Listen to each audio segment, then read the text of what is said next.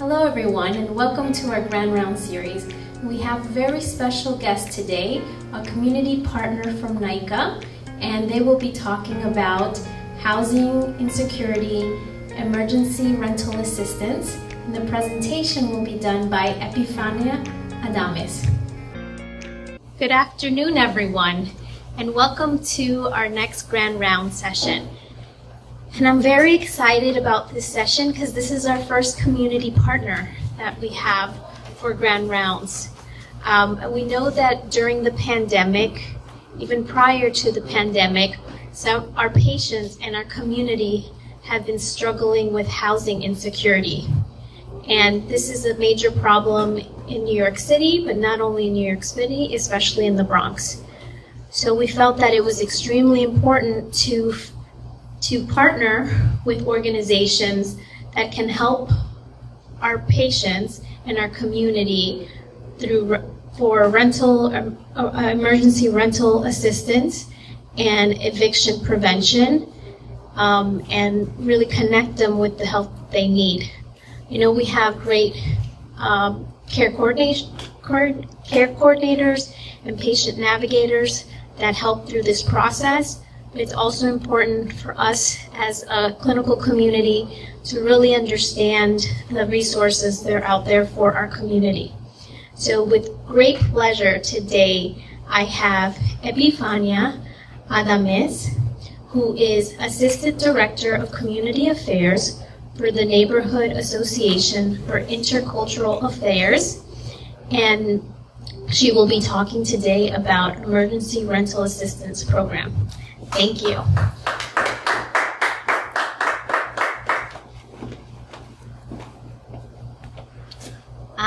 Good afternoon, and thank you for having me today. It is with great pleasure that I'm here to give you this information and to speak about our services. We are already partnering with our transitional housing program side of NAICA, where you guys will be providing services to our residents in our shelter programs. But today I'm here to speak about our other services, which are rental assistance. So, as she said, my name is Epifania Adames, and I am the Assistant Director of the Community Affairs Department at Neighborhood Association for Intercultural Affairs, NAICA. And this is my information, my phone number. If you need me, there are several agents here that have my information as well.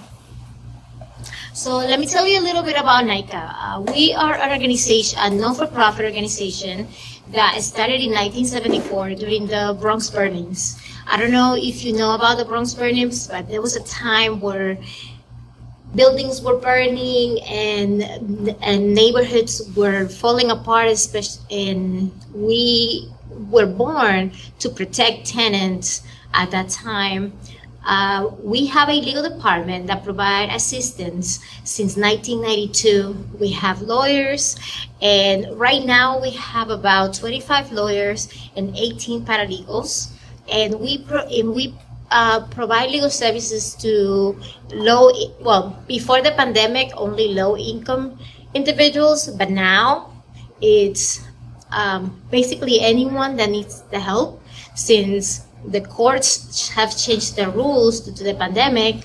Now, if someone has a higher income, we are able to waive it through HRA so that we can assist. The courts right now are not providing any assistance to anyone that does not have a lawyer. So this is very important. So, as I said, since 2017, we became part of the Universal Access for Council, which was an initiative that the courthouse created to provide legal assistance to everyone. As most landlords go to court prepared with lawyers, the court wanted to make sure that tenants had the same fair chance. Even though they were not able to pay for it, there are several agencies that provide these services throughout the city of New York. So what we do is that we provide legal services with all types of housing court cases. Basically, Section 8 terminations, non-payments, which are when tenants owe money, those cases are called non-payments. And then when a tenant is on a breach of their contract, it's called holdover. And this is another type of cases that we also provide help with. Let's say a holdover example would be they're making noise in the apartment, so the landlord takes them to court, or they didn't sign the lease, so the landlord takes them to court. There are anything that in the lease they're supposed to follow and they're in a breach of, we help them fight for their apartments. Also, we help with cases that have to do with repairs, building violations, as I said, Section 8 terminations. And our success rate is pretty high. We help at least 2,500 families per year. That's like the minimum families. And this is just the families that we get involved. We also provide free legal consultation to tenants that don't have a housing court case, and they have questions about their lease, or they have questions about different housing matters that they may have, but they are not necessarily in court. We have a hotline where they can call and get in touch directly with a lawyer that will give them access to information that they may not know on their own. So the Emergency Rental Assistance Program, the ERAP program for short, it's an initiative that the city created, the state created to provide relief to individuals and families that lost their income or had a hardship during the pandemic.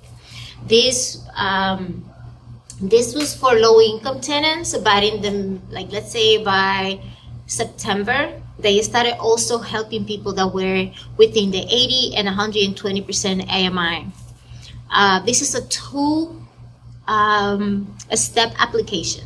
The first step is for the tenant to completely fill out their application, and then the second step is for the landlord to fill out the part that belongs to them, which is basically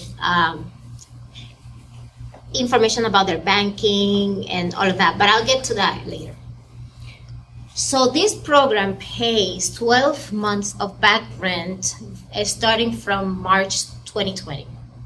And then also they pay 3 months of rent if the household pays 30% of their income in rent.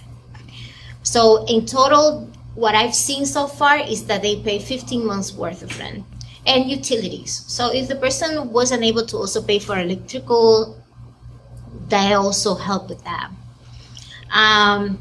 This money does not have to be paid back.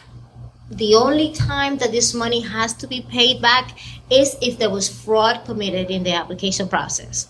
So if they lied about something and the city catches them, they may go after them and make them pay this money back. However, so far we haven't seen any cases like that. The payments are made directly to the landlords, which is important for the tenants to have access to their information, such as their address, their name, and their phone number, so that the ERAP can communicate with them to make sure that they are completing their part of the application process.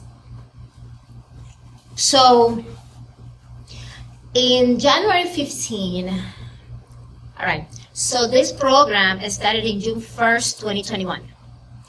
And it was drastically closed in November 2021. So it only lasted for about 6 months, a little less. And the reason for that is because the city wanted to make sure that they had enough funding for the applications that were already submitted. So in order for them to make sure of that, they just lacked the applications. However, these applications were reopened in January 2022 because the eviction moratorium was expired. So the eviction moratorium, I'll tell you a little bit about that. It started in about April of 2020, and that was something that the courts started to protect tenants from evictions because we were in the middle of a pandemic.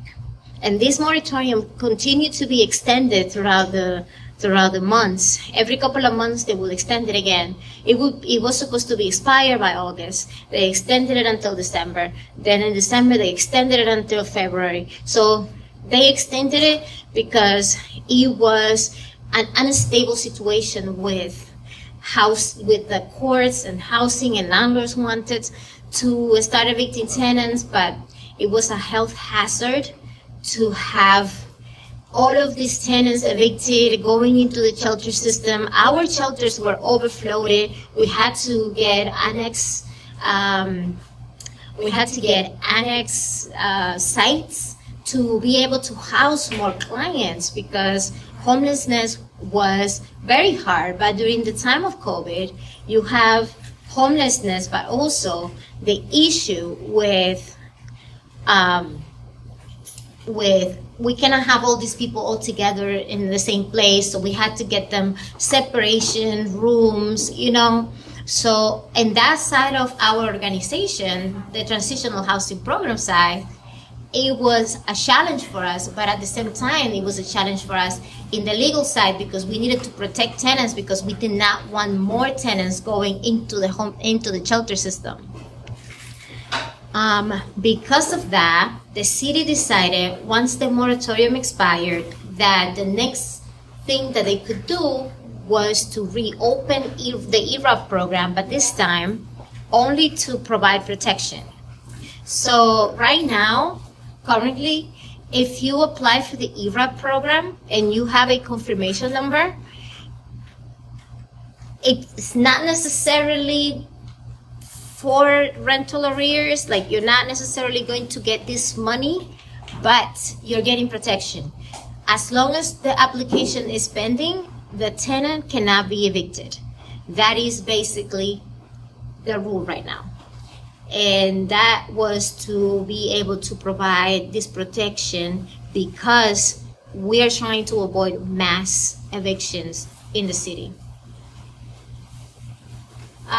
So as I said before, now the applications are open for people that have an AMI of 80% to 120%, which means that a person that makes $100,000 can actually apply for this program, which opens the door to a lot of different populations because during the pandemic, all people in all brackets were affected financially by this. And this is not about current, this is about back rent. So how do they prove eligibility? So basically the person just have to show their income tax, their pay stubs, some sort of document that shows what their income is. And if they don't have anything like that, then they can do a self-attestation, which is a document that they prepare themselves stating how much they make and the source of this income. And determining the household eligibility, the income for everyone in the household above 18 has to be presented. However, if the 18-year-old is in school, they don't need to show any proof of income. One of the very good things about this program is that it does not discriminate against people with no immigration status, which helps a whole group of people that are not included. This is great for them because they can apply. If someone in the apartment has a social security card, then they can show this. However, if you don't have a social security card at all in the household, you're still good. You can be approved for this and get the help that you need. Not considered income are things like public assistance, any stimulus received during the pandemic, groceries provided by a person not living in the household, HIP benefits. HIP is basically a program that helps people with their electrical bill. So this is a separate program that helps pay for electricity. And so all of those things like food stamps, all of those things are not considered to be income. So they don't have to submit or present this to the application. So the documents that they need, basically ID, Social Security, if they have birth certificates, a lease is very important, and a breakdown. The breakdown is a document that the landlords provide to the tenants, specifying which months they owe. And with that is crucial to have, because this is going to let the city know which months they're paying for, because this is not a free program for the landlords. The landlords have to follow rules. After they accept this money, they have to follow rules. And I'll tell you about these rules in a minute. So the landlords also have documents that they have to provide, like W-9. They have to provide banking information, because the money is direct deposited to their accounts. Once the checks are ready, they're directly deposited to the accounts of the landlords. So once the landlords receive the check, they have to abide by certain rules. Like they cannot evict the tenants for the months that they have been paid for. They cannot charge them for late fees, legal fees, or any other fees. They receive the money, they are counting that as what was owed to them, and that's it. They cannot raise the rent for a year. They cannot do it. They have to follow these rules, because if they don't, and they take the tenants to court and they show the breakdown that I mentioned before to them, they have the right to appeal what the landlords are saying because of this application and the breakdown that they provided. So a hardship for to file application for ERAP, you need to declare that you had a hardship. But the hardship doesn't necessarily have to be that you lost employment. It could be that you lost hours from your employment. It could be that the transportation now was so expensive and you were not able to take trains, so you had to pay for Ubers. And the money for the Ubers or the Lyft, you had to take from your salary, which now stopped you from paying for your rent. It could be that somebody in the household lost employment, or they got sick and you have to take care of them and buy PPE and all of those things. The beautiful thing about this is that they're not asking you for proof of any of this. All they're asking you is to state a hardship, and that's basically it. And we always tell our clients, these are the hardships. Is there any of these right here? Did you go through that? Okay, so then we mark the one that they say that they did have to go through. The applications are available 24/7 online, but these applications are not so simple. Once you start the application, you cannot go back. If you don't have everything that you need at the moment, you cannot go back. So we always tell people, you have to have everything in front of you, because if they ask you for your W-2 information, you have to have it available. If they ask you for your son's social security number, you have to have it available if you have it, if you have one. If they ask you for lease information, when your lease expired, you have to have that, because there's no way to go back into the application. The only thing that you can do is submit documents. You can do that, but even the documents are in a specific format that you have to submit one by one, and it's not that simple for people that are not computer savvy or technology savvy to do this.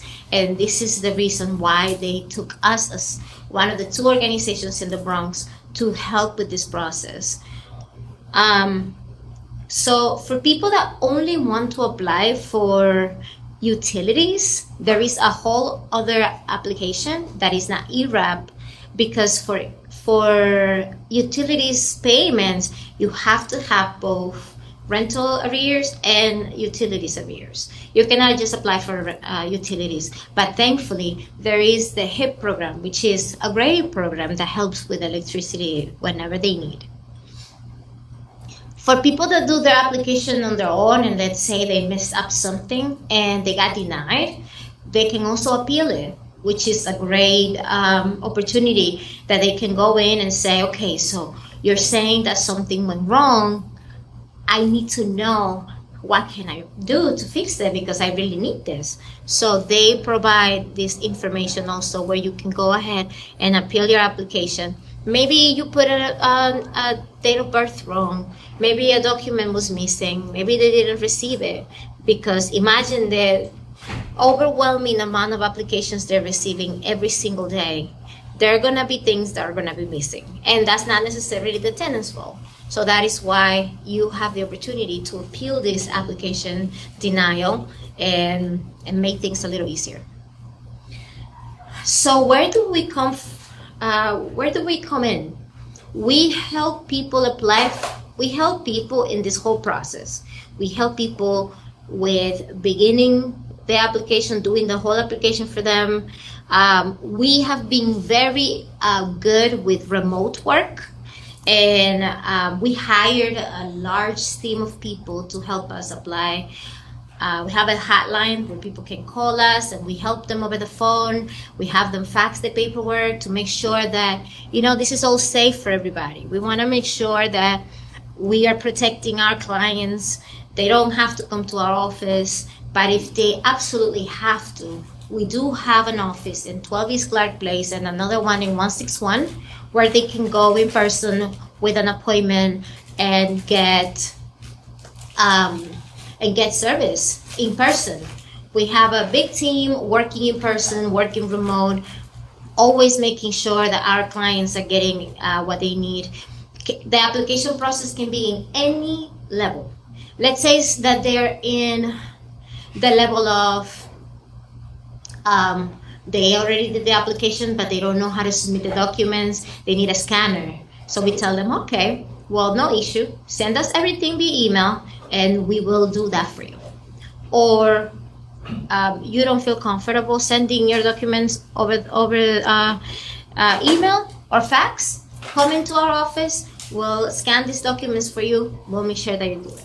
We also assist them communicate with the landlords. Sometimes these tenants, the landlords, because of the rules that I told you before, have an issue and they don't want to do it. So we call these landlords and we tell them, listen, it's easier for you to just accept this because at the end of the day, if you don't accept this money, you have to start a court case. The court case is going to take at least a year for you to be able to get this tenant out. So that's going to be another year added of rent that you at the end of the day will not get. And you cannot even go through collections to get it at this point. So we talk to them. Sometimes these landlords are not necessarily computer savvy either, and the reason they haven't provided their documents is because they don't know how to do it. So we tell them, okay, well, we're here to assist. We're going to help you with this. Bring us the documents or send it to us, and we will submit it to the application to make sure that your part is done, because at the end of the day, what's important for us is that this application is completed and our clients get these payments. We only service the Bronx. However, there's other organizations in the other boroughs that assist clients with the ERAP program. We tend to get a lot of phone calls because we do a lot of outreaching. So there is a lot of people that come in asking for Manhattan, and we say, oh, we can do Manhattan. However, we'll give you the information for Catholic Charities, and they're great. They'll help you with the process. And if we can consult them so they can do that themselves, we can also do that. And if they call us that they need help with submitting documents, but they don't live in the Bronx, we also help them. Yes? If somebody start doing the paperwork in Bronx, Mm-hmm. and then suddenly they move, or somewhere like we said, let's go to Manhattan, and we have something for you there. To live in Manhattan? Yeah, or in New York City or Brooklyn, there is a way that those documents initiated in Bronx can be transferred to another borough? So the debt has to be accrued in the borough that they're doing the application. So let's say they owe 1 year worth of rent in the Bronx and then they leave, then they would get the assistance for the year that they owed in the Bronx, because now they have like a clean slate in this new apartment. However, that's a good question, because this program is only for back rent. It doesn't help people move. For that, there are other programs that we work with that are called City FEPs and FEPs, but I'll get to that in a minute, okay? So one good resource that we always tell people to have is the Housing Court Answers phone number, because this is the main thing that you need to remember. As from January to now, any applications completed during that time doesn't guarantee payment. The city is fighting. We're fighting right now to get more funding. We really are trying to get more funding, but there is no funds right now available for tenants that applied after January. So the good thing is they get the protection, and two, if there is in the future more fundings approved, which is probably going to happen, they're going to be already in the waiting list, and their application may get the funds that they need. However, there are so many other resources out there that we have access to and that they have access to. So the Housing Court Answered, if someone needs to get in touch with another charitable organization, they will let them know what they need, if they're eligible, and if they still have funding. Like parts of the solutions, the an organization that we work with that helps with like a small amount. Let's say somebody owes $5,000 and they get approved for a one-shot deal for $4,000. We go, our team goes through other organizations such as PATS and Coalition for the Homeless. We also have our own fundings for eviction prevention that we can all put together. Like an organization gives 500, another organization gives 400, and then we give the additional 100, because at the end of the day, what's important for us is to be able to pay it off, the cases discontinue, no risk of eviction at all. So for that, we have other partners that we work with to get this money. And Housing Court Answers always have the answer of which organizations still have funding. We also work with Homebase. Homebase is an amazing organization. They have money always. I don't know where they get it from, but they always have. And they have their own qualification process, and they have to do their own applications. However, once they have retained us and we are their lawyers, they're good. We're in constant communication with the organizations. As I don't know if I mentioned before, but every time that one of the tenants becomes our client, they're also paired with a case manager. And this case manager helps them with any additional help that they may need, like applying for things. We help with communicating. We have already a streamline of communication directly with HRA and Homebase and all of the other organizations that we already have a relationship with. So it's easy for us to be able to get things done because we already have a relationship with them. We apply for the FEPS program. The FEPS program is a supplement that not only helps tenants pay back rent, but they also help them monthly based on their income. This program is the person has to have public assistance in a court case, and we help apply for this program. Oh, and a child under the age of 18, very important, because this is an assistance for families only. There is another program that's called City FEPS, the same FEPS, but City FEPS, and this is for people that are single, also families, but this is for people that have shelter history. Let's say you have lived in a shelter before, this program will help you pay for rent for a few years. Actually, this is actually pretty great, and it just went up. because, you know, with the rentals go up every year, and now it's really high. So in order for you to find an apartment, it's not going to be within the range that they had before. So they raised it. Like right now, for one person is, like, I believe, $1,900 instead of before that was $1,400. So where are you going to find an apartment for $1,400? So they raised it, and for a family of like 3, for example, it's now $3,000, which gives the opportunity to people to apply, because the Bronx has affordable rent.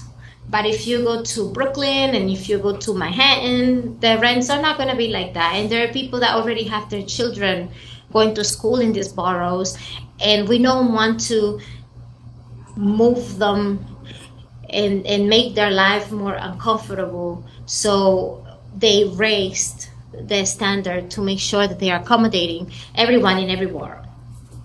For the one-shot deal, we don't do applications for that. However, we follow up with it. We always tell people to download an app. It's called Access HRA, and Access HRA is a great tool. We always tell people everyone should know about Access HRA. If you have a patient that has an issue, they can always go through there and check on their food stamp cases, their rental, you know, if you have public assistance, you also can have rental assistance and cash assistance. They can always go through that. Even for the Medicaid, they can go through Access HRA, and this is a one-stop shop that HRA has created to make sure that it's easier, because not all of their offices are open and they have an overflow of people. So they make sure that they have something accessible where people can just go, and Access HRA is great. The locations in the Bronx, as you see, are very limited for HRA.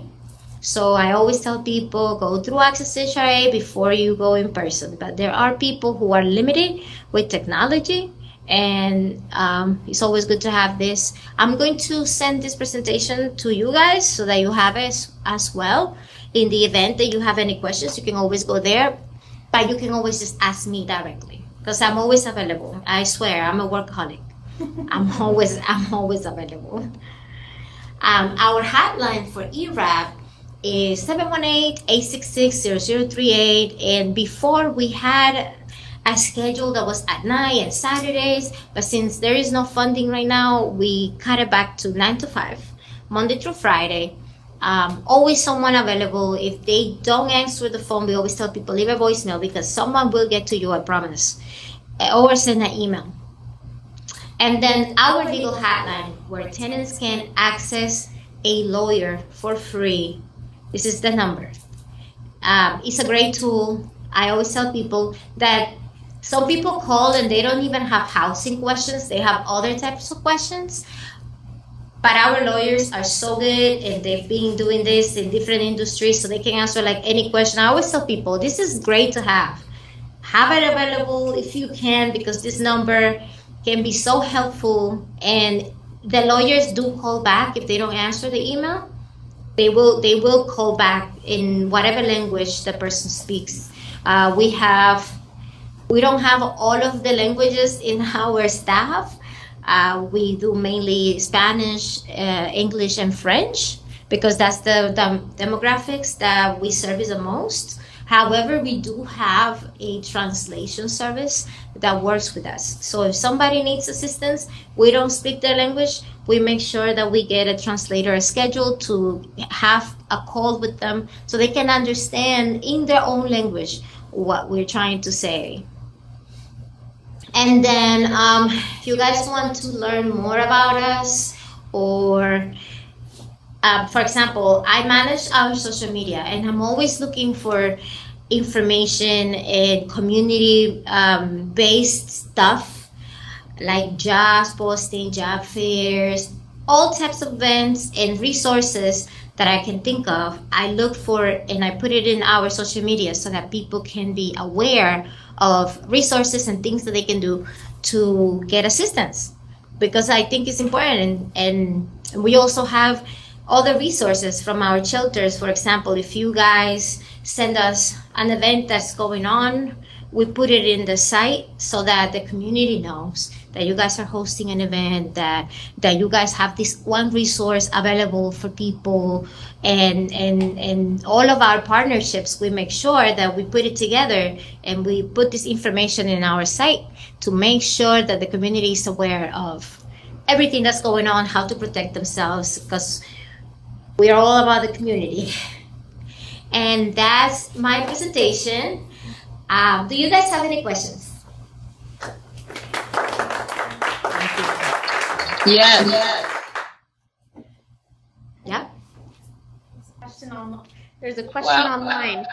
I'd like to really thank you. This was very informative. This is Dr. Aribi. I wanted to request if this could be put in a cheat sheet, the numbers, the numbers for the housing court, your number, the NAICA information hotline and website, and your number. And I think there was another one, the legal hotline. This is very useful information. We've come across different patients at different times in need of these services, and the best we can ever do is to make a care coordinator, a case manager referral. And sometimes it gets through, and sometimes we don't hear back, and we don't know what the outcomes are. But this seems like very useful information. So if we could have this condensed into some kind of cheat sheet and sent out to everyone, all the physicians in the primary care services, I think it would be great. Thank you. Absolutely. Thank you for that. I will make sure that you guys are receiving everything. This presentation slides, and I'm also going to create a flyer actually for you guys that is going to have all of those phone numbers all together, and that will be like a one-stop place where you can just get everything. And I will have that ready. I'm going on vacation on Friday, but I will have that ready. How about when I come back from vacation, that week of the 6th? No worries. For you guys. Yeah. And I'll bring print copies so that you can have it in your clinics. And if you have any questions, also my information, because as I said, I'm always available, and you guys can reach to me, and also clients, your tenant, your patients. I get so many clients, residents, tenants. You can always refer them directly to me too, and I will make sure that they get the guidance that they need. Great, thank you. And Dr. On? Yes. Are you affiliated or work with Bertha? That's our main, basically, resource we use. And with who? So this is one of the important things that we're, and it's a sneak peek for some of the physicians on the line. So we have a program that we have launched mainly with care coordination team, but we want to launch also with the clinical team. It's called UCHC Bronx Healthy. It's through a platform called Find Health Aunt Bertha. It's similar to NowPow, if anybody's familiar with NowPow. But what we're doing is that we are partnering with these organizations, making sure they're on the platform. And that's another way that we can have favorite lists for all the providers, that if you want to look for housing or food pantries or daycare services or after school activities, that we have little folders with partners that we already have a good relationship with, that will be easy for you to find. Because I know a lot of times these emails or these flyers get lost after some time. But this will be a platform online that is actually connected with Athena. So that's another good thing. You log on to Athena. We're working on all the details. You log on to Athena and you can access this platform.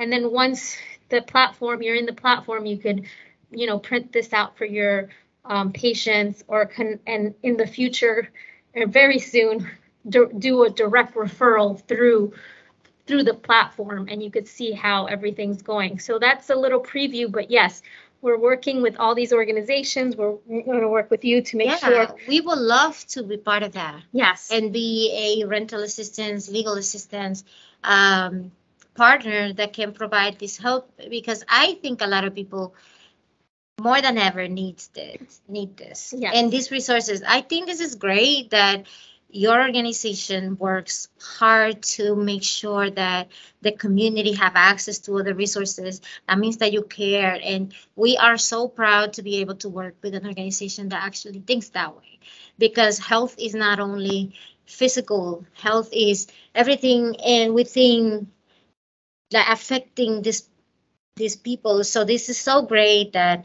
you guys are not only worried about the healthcare, but also looking at other resources as part of their health and providing that to them. That's amazing. I'm so excited to work with you. Yes, we're really trying, because like as you mentioned, we really know that healthcare goes beyond our clinic doors, and a lot of the stressors that our patient has on the top of the list is housing and food. So we're trying to really do an effort to, break those barriers, and hopefully they could focus more on their care and less stress. I know probably all of you have had examples of this in your practice, and any other questions or comments or anything that you might think of that can help us in the process. Any questions that you may have, also you can directly, I don't know if you can see my